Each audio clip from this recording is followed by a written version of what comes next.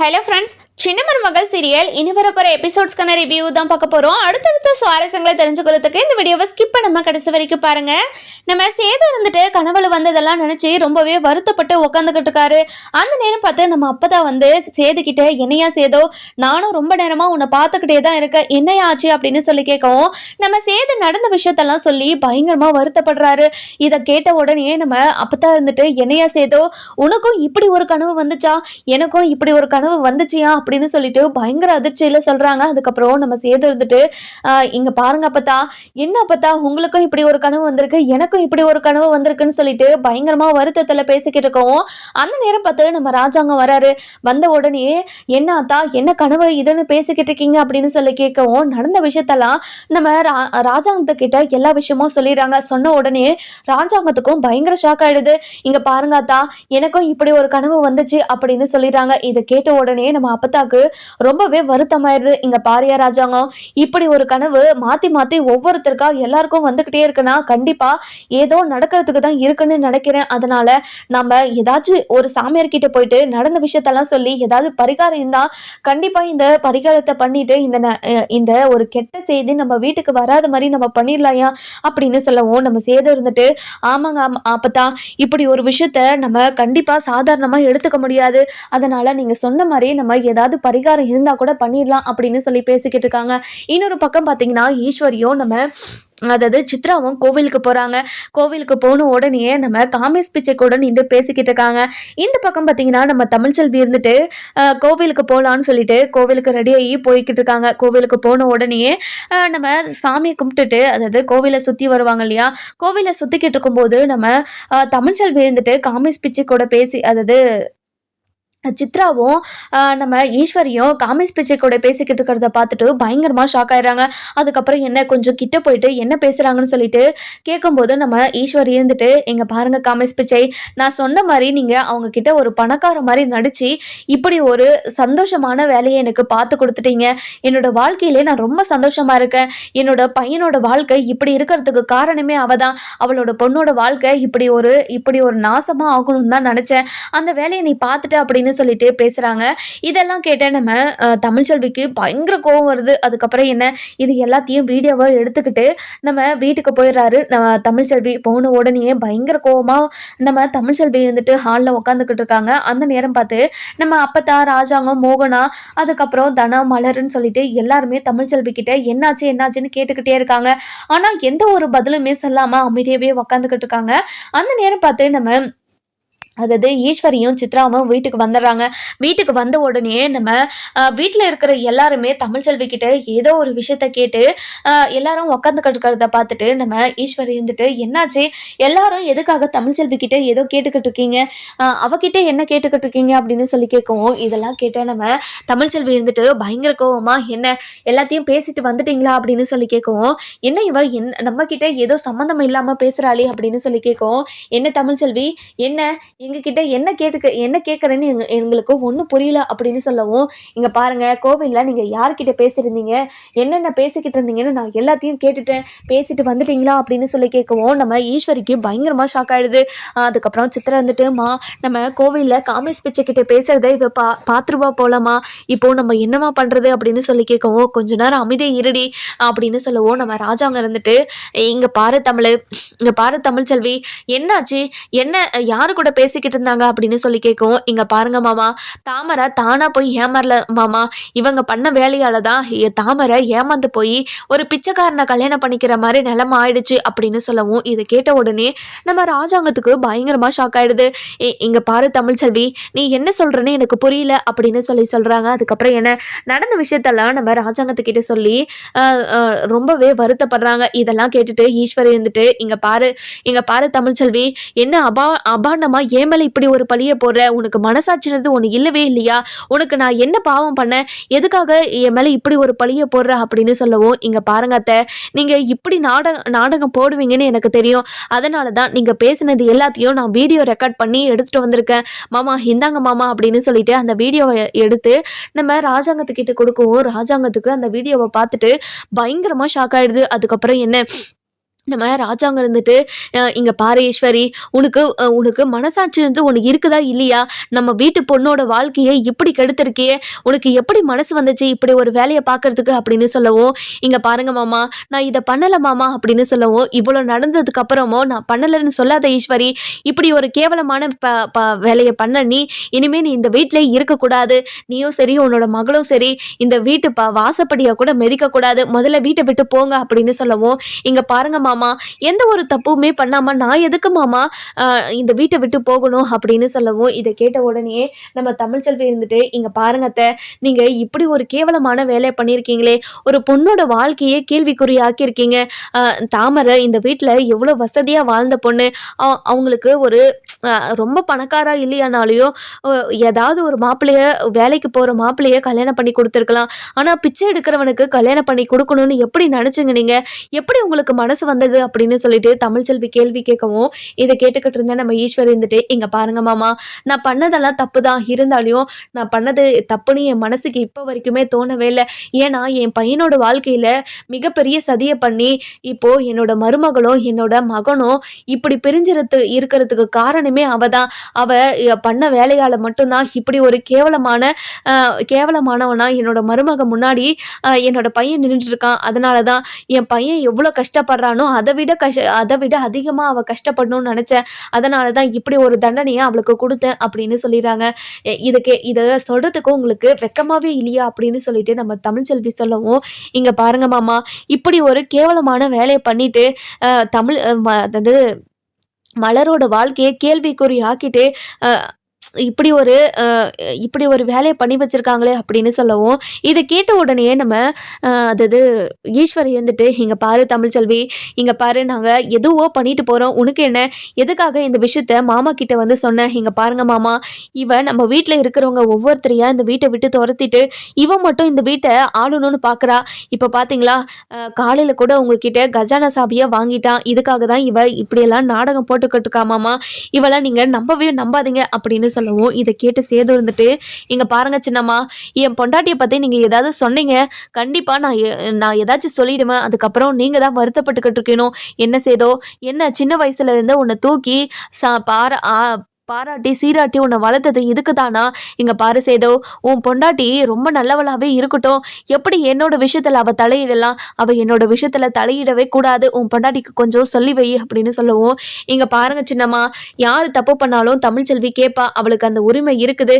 நீங்க எப்படி தமிழ்ச்செல்வி கிட்ட கேட்க கூடாதுன்னு சொல்லுவீங்க? கண்டிப்பா தமிழ்ச்செல்வி கேட்பா அப்படின்னு சொல்லிட்டாங்க. இதை கேட்ட உடனே நம்ம ஈஸ்வரி இருந்துட்டு பயங்கரமா அழுதுகிட்டே போயிட்டு ராஜாங்கத்துக்கிட்டே, இங்க பாருங்க மாமா, நான் பண்ணதெல்லாம் மிகப்பெரிய தப்பு தான் மாமா, என்ன மன்னிச்சிருங்க மாமா. தாமரோடைய வாழ்க்கையிலே நான் இப்படி ஒரு விஷயத்த பண்ணியிருக்க கூடாது தான், ஆனால் நான் பண்ணிட்டேன், என்ன மன்னிச்சிருங்க மாமா அப்படின்னு சொல்லிட்டு காலில் விழுறாங்க. இங்கே பாரு ஈஸ்வரி, இத்தனை நாளாக ஏதோ ஒரு தப்பு பண்ணிட்டு என்கிட்ட மன்னிப்பு கேட்டுக்கிட்டே இருப்பேன், ஆனால் இப்படி ஒரு கேவலமான விஷயத்த பண்ணி ஒரு பொண்ணோட வாழ்க்கையை கெடுத்து இப்படி இருக்கே, அப்படி பண்ண நீ இனிமே இந்த வீட்டில் இருக்கவே கூடாது. தாமரையோட வாழ்க்கை நாசமாக போகணுன்னு தானே இப்படியெல்லாம் பண்ணேன், ஆனால் தாமரையை எப்படியெல்லாம் வாழ வைக்கிறேன்னு நீ பாரு அப்படின்னு சொல்றாங்க. இதை கேட்ட உடனே நம்ம ஈஸ்வரிக்கு பயங்கரமா ஷாக் ஆயிடுது. அதுக்கப்புறம் என்ன, நம்ம கருப்புக்கிட்ட, இங்கே பாரு கருப்பு, இனிமே ஈஸ்வரியும் சரி சித்ராவும் சரி இவங்க 2 பேருமே இந்த வீட்டில் இருக்கவே கூடாது, நீ முதல்ல அவங்க 2 பேரையும் வீட்டை விட்டு துரத்து அப்படின்னு சொல்லிடுறாங்க. இதை கேட்ட உடனே ஈஸ்வரி இருந்துட்டு, என்ன மாமா, என்ன வீட்டு வேலைக்காரனை வச்சு என்னை வீட்டை விட்டு துரத்துறீங்களா? இப்படியெல்லாம் பண்ணாதீங்க மாமா, ப்ளீஸ் மாமா அப்படின்னு சொல்லி கேட்கவும், என்ன கருப்போ, என்ன நின்றுட்டே இருக்க, இன்னும் அவங்க இந்த வீட்டிலே தான் இருக்காங்க, முதல்ல அவங்கள கழுத்தை பிடிச்சி வெளியே தள்ளு அப்படின்னு சொல்லிட்டாங்க. அதுக்கப்புறம் என்ன, நம்ம சேதுக்கிட்ட போயிட்டு, இங்கே பாரியா சேது, தாமரை எங்க இருக்கா என்ன ஏதுன்னு விசாரிச்சுட்டு அவளை வீட்டுக்கு கூட்டிட்டு வா அப்படின்னு சொல்லிடுறாங்க. இதை கேட்ட உடனே நம்ம அதாவது சேது இருந்துட்டு சரிங்கப்பா அப்படின்னு சொல்லிட்டு சொல்கிறாங்க. அதுக்கப்புறம் தமிழ்ச்செல்வி கிட்ட போயிட்டு, இங்கே பாரு தமிழ், இப்படி ஒரு விஷயத்த நீ கண்டுபிடிச்சி எல்லாருக்கிட்டேயும் சொல்லுவேன்னு நான் நினச்சி கூட பார்க்கல. இப்போ பார்த்தியா, சின்னம்மாவோட சுயரூபம் எல்லாமே வெளியே வந்துருச்சு. இங்கே பாருங்கள், தாமரை இப்போது எங்கே இருக்கா என்ன பண்ணுறானே தெரியல, நீங்கள் போயிட்டு தாமரையை எப்படியாவது கூட்டிகிட்டு வந்துருங்க அப்படின்னு சொல்லிட்டு நம்ம தாமரையை கூட்டிகிட்டு வரதுக்காக கோவிலுக்கு போகிறாங்க. கோவிலுக்கு போன உடனே அங்கே எங்கெங்கேயோ தேடியும் ஆனால் தாமரையை அங்கே இருக்கவே மாட்றாங்க. அதுக்கப்புறம் என்ன நம்ம தாமரைக்கு கால் பண்ணியும் பார்க்குறாங்க. ஆனால் தாமரையோட ஃபோனும் சரி, நம்ம சாவித்திரியோட ஃபோனும் சரி ஸ்விட்ச் ஆஃப்னு தான் வந்துக்கிட்டு இருக்கு. இதெல்லாம் பார்த்துக்கிட்டு இருந்தா நம்ம சேது இருந்துட்டு இப்படியெல்லாம் பண்ணால் வேலைக்கு ஆகாது. நம்ம என்ன பண்ணலாம் அப்படின்னு சொல்லிட்டு யோசிக்கிறாங்க. அப்போ தான் காமிஸ் பிச்சை சொன்னது எல்லாமே ஞாபகத்துக்கு வருது. இந்த நாளில் இந்த கோவிலில் இருப்பேன்னு சொன்னாங்க இல்லையா? அதனால அந்த நாளில் இந்த கோவிலில் தான் இருப்பாங்கன்னு சொல்லிட்டு இன்னொரு கோவிலுக்கு போயிட்டு பார்க்குறாங்க. நம்ம காமிஸ் பிச்சை எடுத்துக்கிட்டு இருக்கிறத பார்த்துட்டு பயங்கரமாக ஷாக் ஆயிடுறாங்க. அதுக்கப்புறம் என்ன நம்ம காமிஸ் பிச்சை கிட்டே போயிட்டு இங்கே பாருங்க காமிஸ் பிச்சை வாங்க நீங்கள் அப்படின்னு சொல்லிட்டு நம்ம சேதை கூப்பிடுவோம். இங்கே பாருங்கள் சார், நாங்கள் நான் பண்ணதெல்லாம் மிகப்பெரிய தப்பு தான், என்னை திரும்பவும் அடிக்காதுங்க சார் அப்படின்னு சொல்லவும் இதை கேட்ட உடனே நம்ம சேது இருந்துட்டு இங்கே பாருங்கள், உங்களை அடிக்கிறதுக்கெல்லாம் வரல, இங்கே தாமரையும் அவங்க அம்மாவும் எங்கே இருக்காங்க, முதல்ல அவங்க கிட்ட என்னை கூட்டிகிட்டு போங்க அப்படின்னு சொல்லவும் நம்ம காமிஸ் பிச்சை இருந்துட்டு அவங்க இருக்கிற இடத்துக்கு நம்ம சேதுவை கூட்டிகிட்டு போகிறாங்க. சேது இருந்துட்டு அதாவது நம்ம தாமரையையும் நம்ம சாவித்திரியையும் பார்த்துட்டு பயங்கரமாக வருத்தப்படுறாங்க.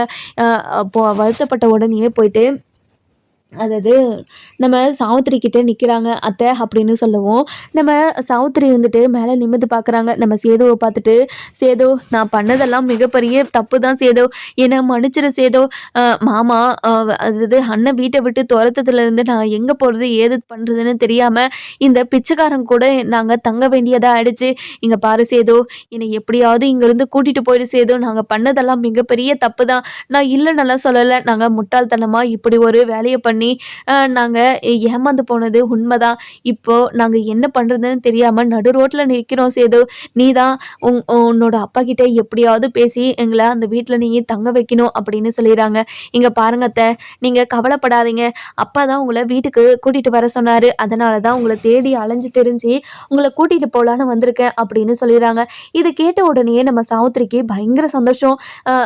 இதை கேட்ட உடனே நம்ம காமிஸ் பிச்சை இருந்துட்டு இங்கே பாருங்க சேது சார், என் பொண்டாட்டியும் கூட்டிகிட்டு போயிடாதீங்க, என் பொண்டாட்டி எப்போவுமே கூட தான் இருப்பா, லோட்டஸ் என்னை விட்டு போயிடாத லோட்டஸ் அப்படின்னு சொல்லவும் இதை கேட்ட உடனே நம்ம தாமரைக்கு பயங்கர கோவம் வந்துடுது.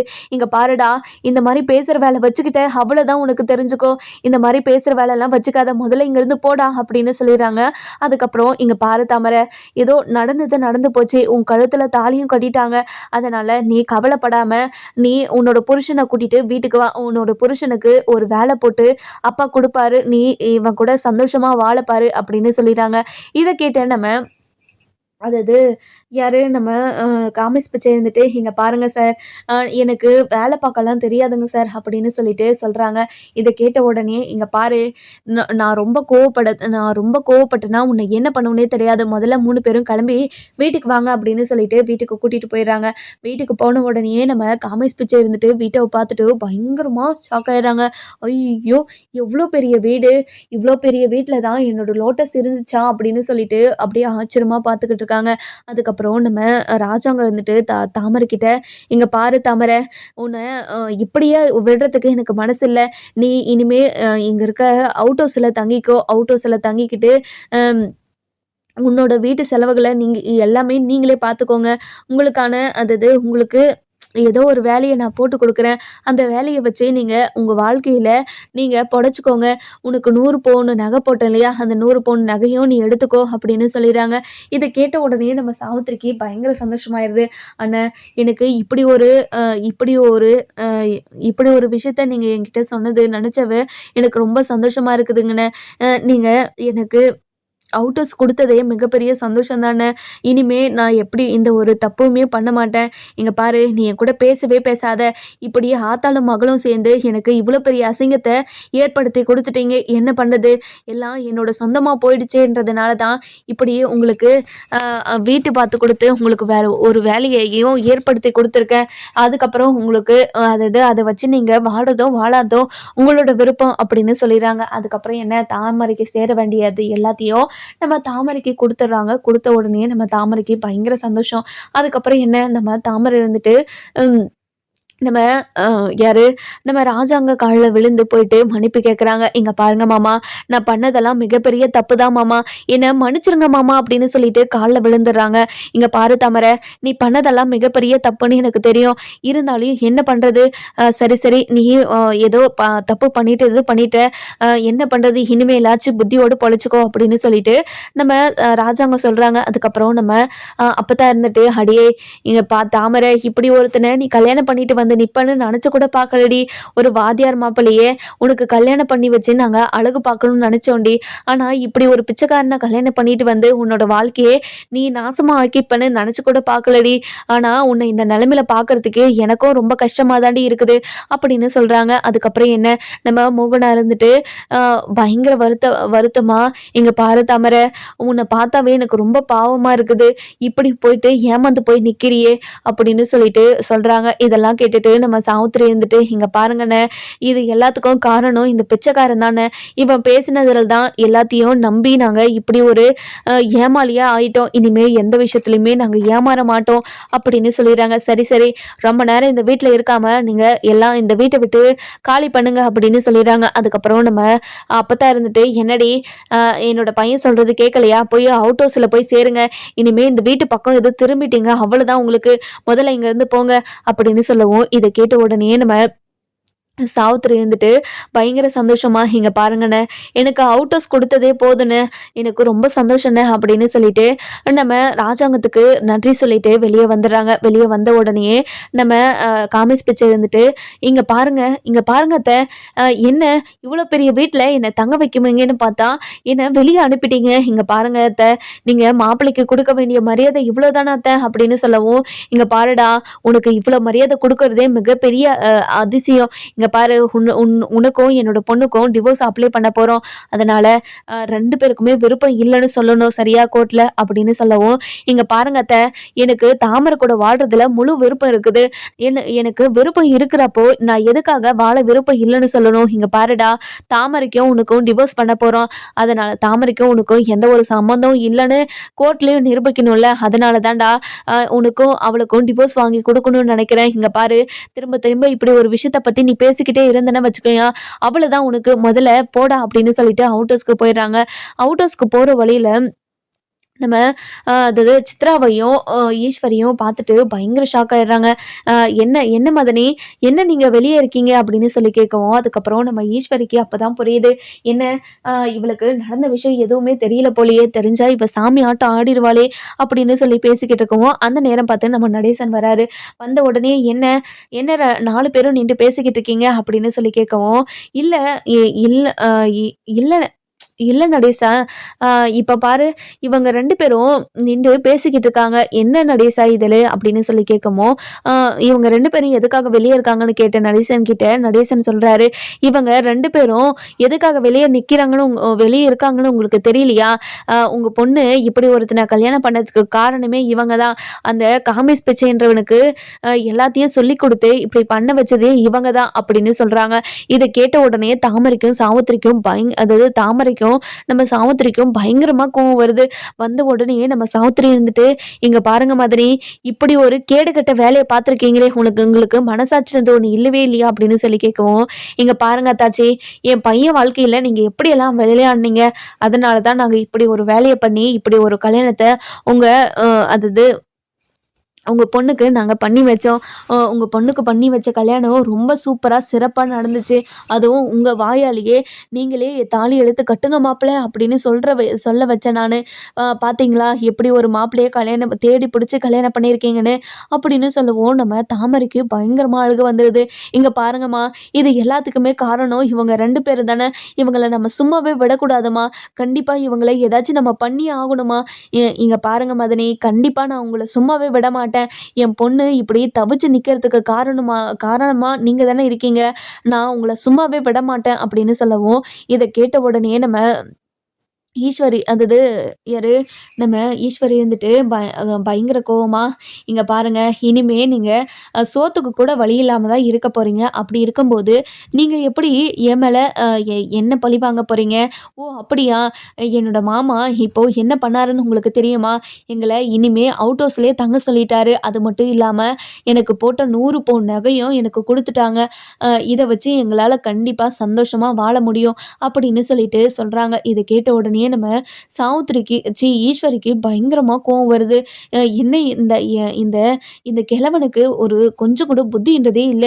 எதுக்காக இப்படி இவ்ளோ பணத்தை இவ்ளோ நகைகளையும் எடுத்து தூக்கி அப்படியே குடுத்துட்டான் இவன் அப்படின்னு சொல்லிட்டு பயங்கர கோவமா நம்ம ராஜாங்கத்த பத்தி நினைச்சுக்கிட்டு இருக்கோம். அதுக்கப்புறம் என்ன நம்ம சாவுத்திரி இருந்துட்டு, இங்க பாருங்க மதனி, இனிமே உங்கள நான் நிம்மதியாவே இருக்க விட மாட்டேன். என்னையும் என்னோட பொண்ணையும் எப்படி கஷ்டப்படுத்திருக்கீங்க.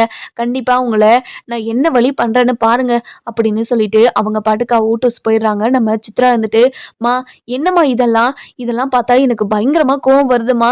எப்படிம்மா அந்த 100 பவுன் நகையையும் இவங்களுக்கு கொடுப்பாங்க? இப்படி ஒரு கேவலமான விஷயத்த மாமா அது இது பெரியப்பா பண்ணுவாருன்னு நினைச்சு கூட பார்க்கலம்மா.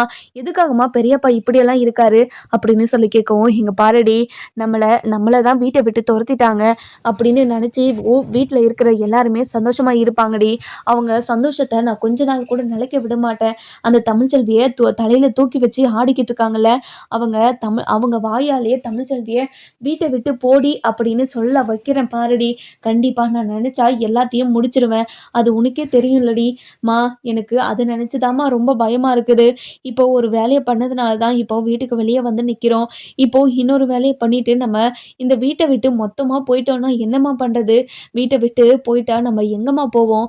நமக்கு போறதுக்கும் இடமும் இல்லையே. அப்படி இருக்கும்போது நம்ம நம்ம என்னம்மா பண்ண முடியும்? நம்ம எதுவுமே இப்போதைக்கு எதுவும் பண்ண வேண்டாமா? நம்ம வீட்டுக்குள்ள போயிடலாம். வீட்டுக்குள்ள போயிட்டதுக்கு அப்புறம் நம்ம என்ன வேணாலும் பண்ணிக்கலாமா அப்படின்னு சொல்லவும், இங்க பாருடி, நான் அடிப்பட்ட பாம்புடி. கண்டிப்பா நான் சும்மாவே இருக்க மாட்டேன். அவங்கள நான் பழி வாங்காம விடவே மாட்டேன்டி அப்படின்னு சொல்லவும், இங்க பாருங்கம்மா, நம்ம பழி வாங்கலாம். நீ கொஞ்ச நேரம் பொறுமையா இருமா. கண்டிப்பா அவங்க எல்லாருமே பழி வாங்கி அவங்கள நம்ம சும்மாவே விடக்கூடாதும்மா. நீ கவலையப்படாதம்மா அப்படின்னு சொல்லிட்டு ஆறுதல் சொல்லிக்கிட்டு இருக்கவும், இந்த பக்கம் பார்த்தீங்கன்னா நம்ம ராஜாங்க வந்துட்டு நடந்ததே நினச்சி ரொம்ப வருத்தப்பட்டுக்கிட்டு இருக்காங்க. அதுக்கப்புறம் நம்ம அப்பத்தா இருந்துட்டு ராஜாங்கத்துக்கிட்ட போயிட்டு, இங்க பாரியா ராஜாங்கம், காலையில் சேது நம்மக்கிட்ட சொன்னா இல்லையா கனவு விஷயமா, அதை பற்றி நம்ம அதாவது ஒரு முனிவர் வர சொல்லியிருக்கேன். அந்த முனிவர்கிட்ட போயிட்டு நம்ம பேசிட்டு வந்துடுவோம் வாயா அப்படின்னு கோவிலுக்கு கூட்டிகிட்டு போகிறாங்க. கோவிலுக்கு போன உடனே அந்த சித்தரை பார்த்து நடந்த விஷயத்தெல்லாம் அதாவது சித்தர்கிட்ட சொல்கிறாங்க. இங்கே பாருங்க ஐயா, அதாவது வீட்டில் இருக்கிறவங்க எல்லாருக்கும் ஒருத்தருக்கு இப்படி ஒரு கனவு வந்துக்கிட்டே இருக்குது. இந்த கனவு எப்பவுமே பழிக்கவே கூடாது. என்னோட வீட்டு மருமக இந்த வீட்டிலே தான் இருக்கணும் அப்படின்னு ராஜாங்க இருந்துட்டு ரொம்பவே வருத்தப்பட்டு எல்லா விஷயத்தையும் சொல்லிக்கிட்டு இருக்காங்க. சொன்ன உடனே நம்ம சித்தர் இருந்துட்டு, இங்கே பாருங்கம்மா, கண்டிப்பாக அந்த ஒரு விஷயம் நடக்கக்கூடாதுன்னு நினைக்கிறீங்கன்னா உங்கள் குடும்பத்தில் இருக்கிறவங்க எல்லாருமே பழனி அப்பனுக்கு நீங்கள் பாத யாத்திரையாக நடந்தே போகணும் அப்படின்னு சொல்லிடுறாங்க. இதை கேட்ட உடனே நம்ம சேதுக்கு ரொம்ப சந்தோஷம்தான். இங்கே பாருங்க சாமி, எங்களுக்கு பழனி அப்பனை பாத யாத்திரையாக நடந்து போய் பார்க்குறதுல எனக்கு ரொம்ப சந்தோஷம்தான் அப்படின்னு சொல்லவும், இதை கேட்ட உடனே அந்த சித்தர் இருந்துட்டு, இங்கே பாருங்க, நீங்கள் நடந்து போயிட்டு சாமியை அதாவது பார்க்குறதுல விஷயம் கிடையாது. அந்த சூரிய கிரகணம் வருது. அந்த சூரிய கிரகணத்துக்கு முடியறதுக்குள்ளேயே நீங்கள் போயிட்டு சாமி தரிசனம் பண்ணிடணும். அப்படி பண்ணால் மட்டும்தான் இந்த விஷயம் நடக்காமல் இருக்கும். அப்படி நீங்கள் பண்ணலைன்னா கண்டிப்பாக இப்படி ஒரு விஷயம் நடந்து கண்டிப்பாக உங்கள் வீடே சுக்குநூறாக உடஞ்சி போயிடும். இனிமேல் எப்பவுமே ஒன்று சேர்த்தவே முடியாது அப்படின்னு சொல்லிடுறாங்க. இதை கேட்டு நம்ம அப்பதான் இருந்துட்டு, சாமி என்ன சாமி சொல்கிறீங்க நீங்கள் சொல்கிறதெல்லாம் உண்மையா அப்படின்னு சொல்லி கேட்கவும், இதை கேட்ட உடனே நம்ம அதாவது அப்பத்தான் இருந்துட்டு பயங்கரமாக வருத்தப்பட்டுக்கிட்டே கேட்குறாங்க. இங்கே பாருங்கம்மா, இதை நீங்கள் பண்ணியே தான் ஆகணும். அப்படி பண்ணலைன்னா கண்டிப்பாக இது எல்லாமே நடக்கும் அப்படின்னு சொல்லிடுறாங்க. இல்லை சாமி, கண்டிப்பாக அந்த சூரிய கிரகணத்துக்குள்ளே நாங்கள் போயிட்டு தரிசனத்தை எல்லாம் முடிச்சிடுறோம் அப்படின்னு சொல்கிறாங்க. அதுக்கப்புறம் என்ன, நம்ம ராஜாங்கம் வந்துட்டு, என்னத்தான் சித்தர் இப்படியெல்லாம் சொல்கிறாரு, இவர் சொல்கிறதெல்லாம் பார்த்தா எனக்கு ரொம்ப பயமாக இருக்கிற மாதிரி இருக்குது அப்படின்னு சொல்லவும், இதை கேட்ட உடனே நம்ம சித்தர் இருந்துட்டு அதாவது நம்ம சித்தர் சொன்னதெல்லாம் நினச்சி நம்ம சேது ரொம்பவே வருத்தப்பட்டுக்கிட்டு இருக்காங்க. அதுக்கப்புறம் என்ன, வீட்டுக்குள்ளே போன உடனே வீட்டுக்குள்ளே போயிட்டு அதாவது வீட்டில் இருக்கிற எல்லார்கிட்டேயும் அதாவது பழனிக்கு பாத யாத்திரையாக போகிறத விஷயத்த சொல்கிறாங்க. சொன்ன உடனே தமிழ்ச்செல்வி இருந்துட்டு ரொம்பவே வருத்தப்பட்டு இதெல்லாம் கேட்டு தமிழ்ச்செல்வி இருந்துட்டு என்னன்னு கேட்குறாங்க. என்ன என்ன திடீர்னு இப்படி ஒரு விஷயத்த பண்ணுறீங்க அப்படின்னு சொல்லி கேட்கவும், கேட்ட உடனே நம்ம சேது இருந்துட்டு இங்கே பாரு தமிழ்ச்செல்வி, உனக்கு குழந்தை நல்லபடியாக பிறக்கணுன்றதுக்காக தான் இப்படி ஒரு விஷயத்த பண்ணுறோம். அதனால் நீயும் அதாவது பழனி அப்பனுக்கு நடந்தே பாத யாத்திரை போகணும், வரியா அப்படின்னு சொல்லி கேட்கவும், என்னங்க வரியானாலாம் கேட்குறீங்க, கண்டிப்பாக நான் வரேன் அப்படின்னு சொல்லிடுறாங்க. அதுக்கப்புறம் என்ன வீட்டில் இருக்கிற எல்லாருமே பாத யாத்திரையாக கிளம்பிடுறாங்க. அதாவது நம்ம ராஜாங்க வந்துட்டு காவடி எடுத்துட்டு ரொம்பவே சந்தோஷமாக முருகனை பார்க்கறதுக்காக கிளம்பிடுறாங்க. அதுக்கப்புறம் என்ன பாதி வழியில் நடந்து போய்கிட்டு இருக்கும்போது நம்ம அப்பத்தாக்கு மயக்கம் போட்டு கீழே விழுந்துடுறாங்க. அந்த நேரம் பார்த்து சூரிய கிரகணமும் அப்படியே குறைஞ்சிக்கிட்டே வருது. இந்த பக்கம் பார்த்தீங்கன்னா நம்ம அப்பத்தா மயக்கம் போட்டு விழுந்துட்டாங்க. நம்ம தமிழ்ச்செல்வி வந்துட்டு அப்பத்தாவை எழுப்பி எழுப்பி பார்க்குறாங்க. ஒரு பக்கம் நம்ம சேது இருந்துட்டு ராஜாங்கத்துக்கிட்ட, அப்பா இன்னும் கொஞ்ச நேரத்தில் சூரிய கிரகணம் முடிய போகுதுப்பா, அது முடியறதுக்குள்ளே நம்ம தரிசனம் பண்ணி ஆகணும்ப்பா அப்படின்னு சொல்லிட்டு சொல்கிறாங்க. நம்ம அப்பத்தா இருந்துட்டு எழுந்து நம்ம அந்த தரிசனத்தை பண்ணுவாங்களா மாட்டாங்களான்னு சொல்லிட்டு நம்ம வர எபிசோடில் பார்க்கலாம். இந்த